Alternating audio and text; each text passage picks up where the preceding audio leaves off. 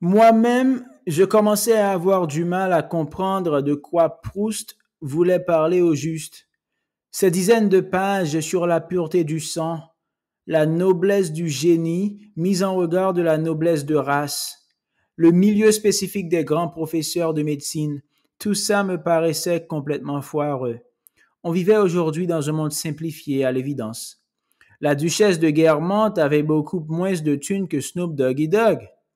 Snoop Doggy Dogg avait moins de thunes que Bill Gates, mais il faisait davantage mouiller les filles. Deux paramètres, pas plus.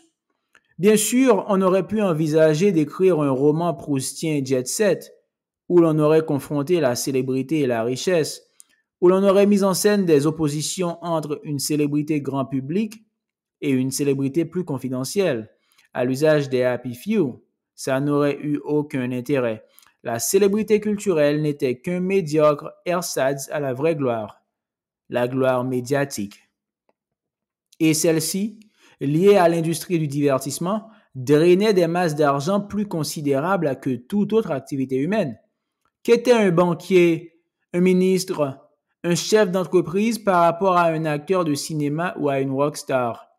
Financièrement, sexuellement et à tout point de vue, un zéro. Les stratégies de distinction si subtilement décrites par Proust n'avaient plus aucun sens aujourd'hui. Considérant l'homme comme animal hiérarchique, comme animal bâtisseur de hiérarchie, il y avait le même rapport entre la société contemporaine et le XVIIIe siècle qu'entre la Tourgane et le petit Trianon. Proust était resté radicalement européen, un des derniers Européens avec Thomas Mann. Ce qu'il écrivait n'avait plus aucun rapport avec une réalité quelconque. La phrase sur la duchesse de Guermantes restait magnifique, évidemment. Il n'empêche que tout cela devenait un peu déprimant. Et j'ai fini par me tourner vers Baudelaire.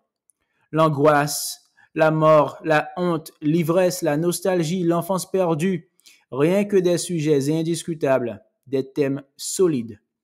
C'était bizarre quand même. Le printemps, la chaleur, toutes ces petites nanas excitantes. Et moi qui lisais, sois sage, ô ma douleur, et tiens-toi plus tranquille. Tu réclamais le soir, il descend, le voici. Une atmosphère obscure enveloppe la ville, aux uns portant la paix, aux autres le souci. Pendant que des mortels, la multitude vile, sous le fouet du plaisir, ce bourreau sans merci, va accueillir des remords dans la fête servile, ma douleur, donne-moi la main, viens par ici. J'ai marqué une pause. Elles étaient sensibles à ce poème, je le sentais bien. Le silence était total. C'était la dernière heure de cours. Dans une demi-heure, j'allais reprendre le train et plus tard retrouver ma femme. Tout à coup, venant du fond de la salle, j'ai entendu la voix de Ben. T'as le principe de la mort dans ta tête, ô vieux! Il avait parlé fort, mais ce n'était pas vraiment une insolence. Son ton avait même quelque chose d'un peu admiratif. Je n'ai jamais tout à fait compris s'il s'adressait à Baudelaire ou à moi. Au fond, comme commentaire de texte, ce n'était pas si mal. Il n'empêche que je devais intervenir. J'ai simplement dit sortez. Il n'a pas bougé. J'ai attendu 30 secondes, je transpirais de trouille. J'ai vu le moment où je n'allais plus pouvoir parler. Mais j'ai quand même eu la force de répéter sortez. Il s'est levé, a rassemblé très lentement ses affaires, il s'est avancé vers moi. Dans toute confrontation violente, il y a comme un instant de grâce, une seconde magique où les pouvoirs suspendus s'équilibrent. Il s'est arrêté à ma hauteur, il me dépassait d'une bonne tête. J'ai bien cru qu'il allait me mettre un pain, mais finalement non. Il s'est juste dirigé vers la porte. J'avais remporté ma victoire. Petite victoire, il est revenu en cours dès le lendemain.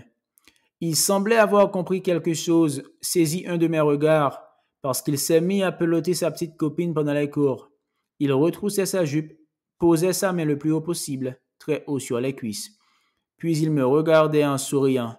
Très cool. Je désirais cette nana à un point atroce. J'ai passé le week-end à rédiger un pamphlet dans un tas d'érections quasi constantes. Le lundi, j'ai téléphoné à l'infini. Cette fois, Solers m'a reçu dans son bureau.